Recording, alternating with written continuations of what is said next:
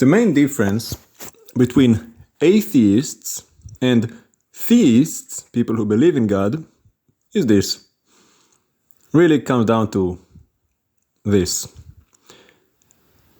Theists, people who believe in God, believe there was someone before there was something.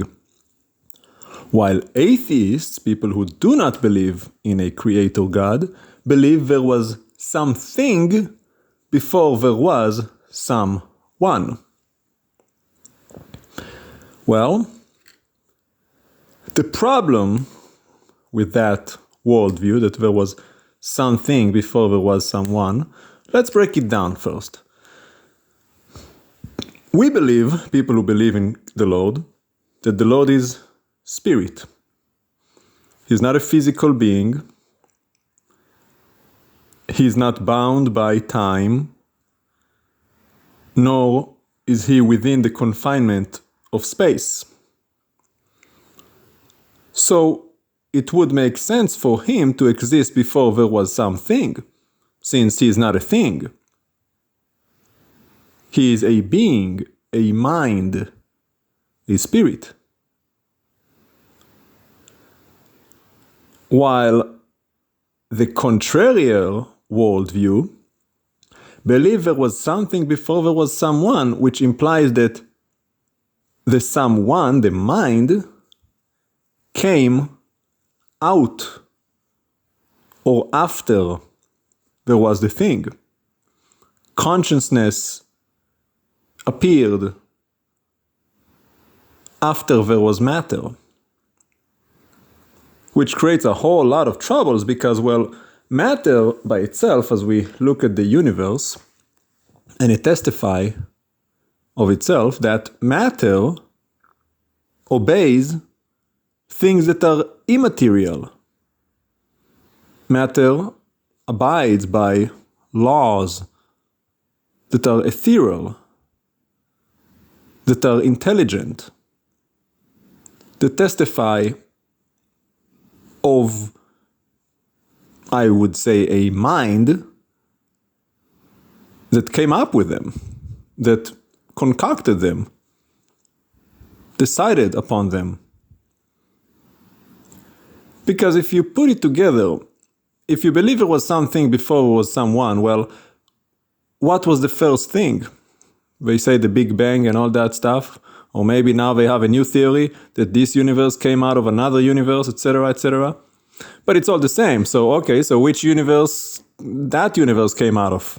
And you have to come back to ground zero, which is above the realm of the physical, because the physical obeys the spiritual. Mathematics, thermodynamics, laws of logic, those things exist without a body. They're not composed of atoms or molecules. They're not inside of the fabric of space, but it is space that obeys them. You say the Big Bang, well, how is that possible? Not to mention it defies the actual laws of physics that we see, the laws of thermodynamics. Energy cannot be created or destroyed. It can only change form. That's the first law of thermodynamics. And the second one is contrary. It says that entropy, which is the amount of energy that is unavailable, is constantly increasing. So that energy is losing its availability and effectiveness over time. In the sense that, well, you have some pieces of wood and you light them on fire. You can warm something up, but eventually the wood is running out, it's burning, and so the heat will die down and energy disperses and becomes unavailable. It cools down. So the first law indicates that the universe has no beginning because, well, how can the universe begin? You cannot create energy out of nothing. It's impossible.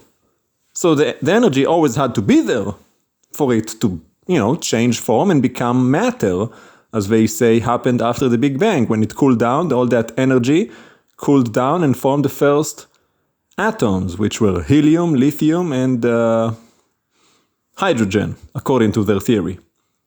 But the second law of thermodynamics contradicts that law, because it says, well, the universe has to have a beginning, because if you go back in time endlessly, you end up with an infinite amount of availability of energy. It has to start at some point. You can't just have energy so available and so hot without a beginning. It has to, boom, it is, and now it cools down from there. So there has to be a beginning. But how does that beginning come about? If there was no someone before there was something, how would it start? And the greater question is, why would there be anything instead of nothing? Because if there's nothing, and all of a sudden there's something, well, something had to happen. And if there's nothing, nothing can happen. See, if you have two things, they can bump into one another and cause something to happen. They can, break apart, they can combine, they can set a spark, they can do all kinds of things. But if you got nothing, well, why would anything happen? It's not possible. Which brings forth the point that someone had to exist in order to make a decision to change something. Because things don't decide. They don't just, I'm gonna change. Something has to happen for them to change. Atoms decay. Yes, but, well, how would they decay? They need time, they need space, they need to exist. And they exist of themselves of three subatomic particles. Protons, electrons, neutrons. Those are three things. So if you start with just one thing that always was, it just doesn't work. Because that thing, like I said, if it always was, well, then before that thing was, there were the laws by which the thing exists. And that means that the law existed first. And how would you have a law unless you have a lawgiver? That's impossible. Have you ever seen a law that just formed itself in your constitution? No, every law has a lawgiver because they testify of a mind. The very fact that mathematics is so intelligent, so complex, and yet so simple that we can draw it down on a piece of paper, E equals mc squared. It's so user-friendly, in a sense, that we can comprehend it, and that's another miracle. Why do we even have the intelligence to comprehend and understand it? What do we have in common with that? If we're just a creature of randomness, a mind that evolved randomly out of the thing, that wouldn't make sense either.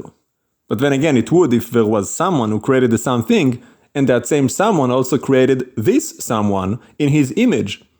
He's the one that formed and crafted the law, and we are the ones that learn and understand the law. We're created in his image, with his intelligent design. There really is no other way of looking at it. The atheistic approach is nonsense. It's illogical, it's irrational, and it is unscientific to believe that something created before someone existed. Doesn't make sense. You have to have a mind that can make decisions, to choose to create something. And we know, by the way, that the universe is not eternal. Regardless of the laws of thermodynamics, it has a beginning. We can tell based on redshift and based on microwave radiation and based of all kind of other things that we can measure.